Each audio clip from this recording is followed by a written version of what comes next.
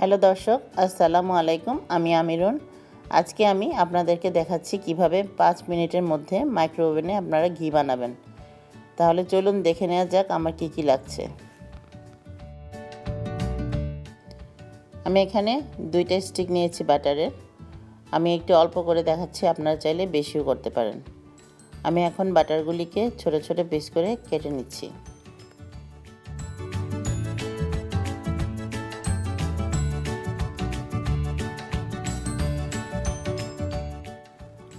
এখন আমি একটা মাইক্রো ওভেন প্রুফ বাটি নিব।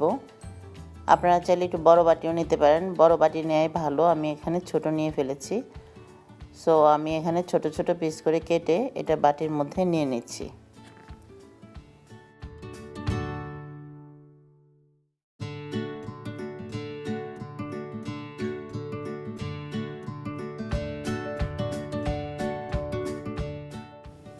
আমি সবগুলি বাটার একটা বাটিতে নিয়ে নিলাম। আর আমি আরেকটা প্লেট নিব, বা একটা আপনারা যে কোনো একটা ডিশ নিতে পারেন। এটা মাইক্রো ওভেন প্রুফ হতে হবে। এটার নিচে আপনি রাখার জন্য বাটিটা আমি এখানে প্লেটের উপর বসিয়ে মাইক্রো ওভেনে দিয়ে দিচ্ছি। এখন আমি মাইক্রো ওভেনে সেট আপ করবো 2 মিনিট। প্রথমে আমি 2 মিনিট এটাকে গরম করব।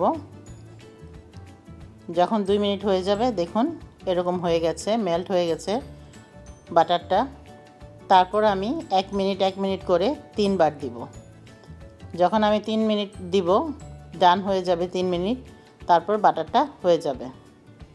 1 মিনিট দেওয়ার পরে এরকম হয়েছে, আবারও আমি 2 মিনিট করব।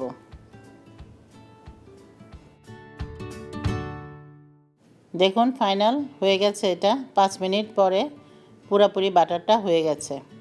এখন আমি এটা একটু রুম টেম্পারেচারে আনার জন্য রেখে দিব। যখন এটা রুম টেম্পারেচারে আসবে, তখন আমি উপর থেকে এভাবে ফেনাগুলি ভালো করে চামচ দিয়ে উঠিয়ে ফেলব। উঠিয়ে ক্লিন করে তারপর আপনারা ছাঁকনি দিয়ে ছেঁকেও নিতে পারেন। আমি এখানে উঠিয়ে জাস্ট এভাবে একটা ছোট বাটির মধ্যে ঢেলে রাখছি।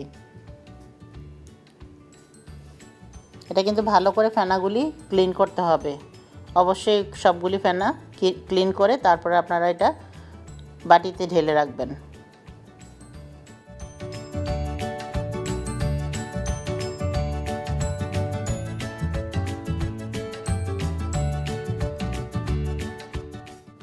খুব বেশি ঠান্ডা না করে একটু গরম গরম থাকতেই ঢালতে হবে, ঠান্ডা হলে আবার বসে যাবে। তাই আমি খুব সাবধানে আপনারা এটাকে ঢালবেন, কারণ হচ্ছে এটা গরম, এখনও অনেক গরম আছে। তো আমি গরম থাকতে থাকতেই ঢেলে নিচ্ছি।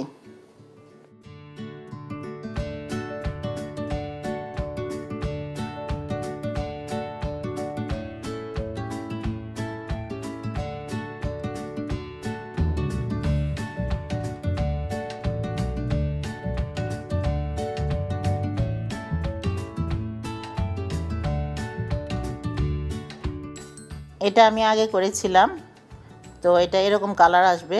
যেটা আমি এখন করেছি সেটা যখন ঠান্ডা হয়ে যাবে একেবারে, তখন এটা কালার এরকম আসবে। এই যে দেখুন, খুব সুন্দর কালার চলে এসেছে।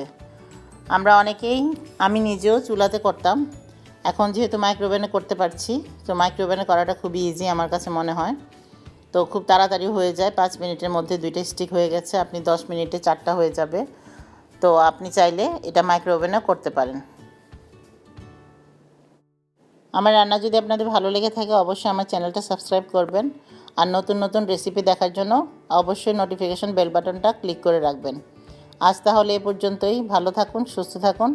আবারও দেখা হবে অন্য কোনো রেসিপিতে। আল্লাহ হাফেজ।